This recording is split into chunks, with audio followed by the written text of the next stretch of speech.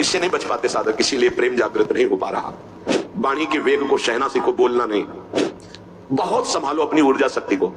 ना संयम है वाणी में, ना संयम है इंद्रियों में, और ना संयम है बोलने में। जो मनाया सो बोलते चले जा रहे। अगर बोलने का अवसर मिला तो जो मनाया बोलते चले। नहीं, ऐसे ऐसे वाक्य बोले जाते हैं कि अंदर से लगता क्या होगा आगे चल करके। ये परिस्थितियां कहीं भी अनुकूल नहीं होती, स्थिति अनुकूल बनाई जाती भजन के द्वारा। स्थिति कुत्सितवाद, इससे नहीं बच पाते साधक, इसीलिए प्रेम जागृत नहीं हो पा रहा।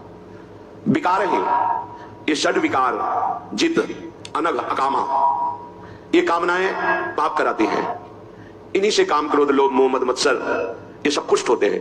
ये देख लूं, ये सुन लूं, ये छू लूं, ये भोग लूं, ये पा लूं, ऐसी कामनाएं। आचार्य चरण कह रहे हैं पहले वाणी को संयम में रखो, कुत्सितवाद ना होने पावे, फिर विकारों को संयम में रखो। पूज्यपाद श्री उड़िया बाबा जी महाराज, यदि तुम परमार्थ वस्तु को पाना चाहते हो तो जो महापुरुषों ने कहा है उसे सुनो। वाचो वेगम, मनसः क्रोध वेगम, हिंसा वेग, मुदरोपस्थ वेगम, एतान वेगान सहते यस्तु विद्वान, निंदा चास्य हृदयम नो भान्यात्। बाबा कह रहे हैं यदि प्रेम रस या तत्वबोध चाहते हो तो वाचो वेगम, वाणी के वेग को सहना सीखो, बोलना नहीं। बहुत संभालो अपनी ऊर्जा शक्ति को। ये उपासक इस विषय पर नहीं ध्यान दे पाते। जब देखो दो लोग खड़े बात कर रहे हैं, क्यों बात कर रहे हो? या तो भगवान की आज्ञा की बात करो। बोधयंता परस्परम कथयन्ति च माम नित्यम तुष्यन्ति च रमन्ति च। ये नवीन अवस्था में वेग बहुत जोर से आते हैं। वाणी कभी घंटों बेकार की बातें करते रहना। आज जो सत्संग प्रवचन हो रहा ना, मनोरंजन होता चला जा रहा है। शास्त्र के बिल्कुल हटकर, शास्त्र से बिल्कुल हटकर, साधना से बिल्कुल हटकर केवल मनोरंजन होता है। ऐसा निकृष्ट वार्ता मंच पर बैठकर करना शास्त्र विरुद्ध, एकदम शास्त्र विरुद्ध, जैसे देखने को मिला, जैसे एकदम शास्त्र विरुद्ध। ऐसी शब्दों की नहीं। तस्मात् शास्त्रम प्रमाणम ते कार्याकारो व्यवस्थित हो।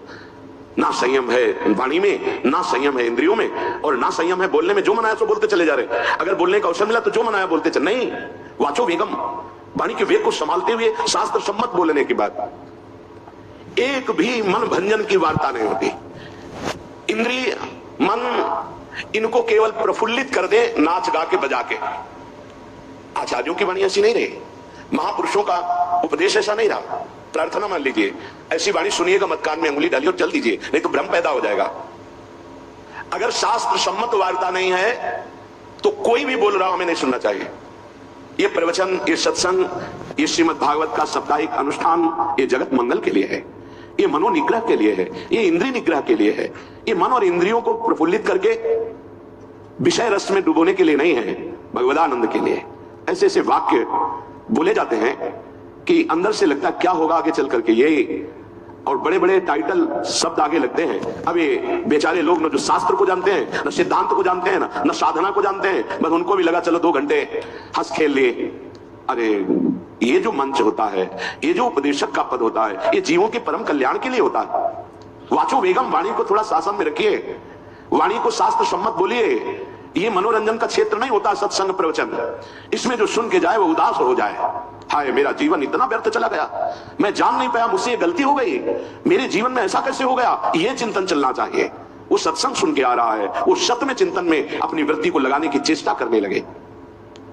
वाचो वेगम, बिल्कुल स्वयं में 5 मिनट बैठकर भगवदानंद की स्फूर्ति की लालसा नहीं।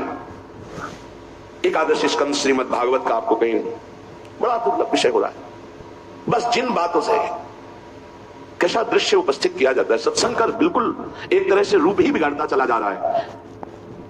जहां शरीर राग मिटाने की बात आती है वहां शरीर श्रृंगार, जहां विषय राग मिटाने की बात आती है वहां विषय, जहां चित्त को प्रभु से जोड़ने की बात आती है वहां चित्त को विषय से जोड़ने की बात, धन से जोड़ने की बात, कैसे बात बनेगी। ये शास्त्र संसार के सत्यत्व का भ्रम मिटाने के लिए है, प्रभु में सत्यत्व बुद्धि दृढ़ करने के लिए है। आज का ये स्वरूप वाणी का ज्ञान नहीं है। जब तक आप त्रिकाल संध्या नहीं करते, जब तक आप गायत्री अनुष्ठान नहीं करते, जब तक आप मंत्रानुष्ठान नहीं करते, आप शास्त्रों की बातों को नहीं समझ सकते। ये ऐसा नहीं कि तुम पीएचडी करके और फिर गीता और भागवत और इन शास्त्रों पर नहीं, आचार्य परंपरा है। मंत्रानुष्ठान है, गुरु कृपा है, उनसे नहीं तो बहकता चला जा रहा है। प्रसंग क्या है? बहकता चला जा रहा है। बहुत श्रवणेंद्री को संभाल करके सुनो, क्योंकि वाणी के वेग को संभाल पाना ये मंत्रवेत्ता की ही बात हो सकती है। याद आ रहा है महाभागवत पूज्य श्री रामचंद्र डोंगरे जी महाराज कन्नौज में गंगा किनारे भ्रमण कर रहे थे। उस समय क्या कथा का स्वरूप, जितने सब समाधिस्थ भाव में सबके आंसू, और आपके सामने ठाकुर जी विराजमान, उन्हीं पे एक टक लगाए, आंसुओं की झड़ी चल रही।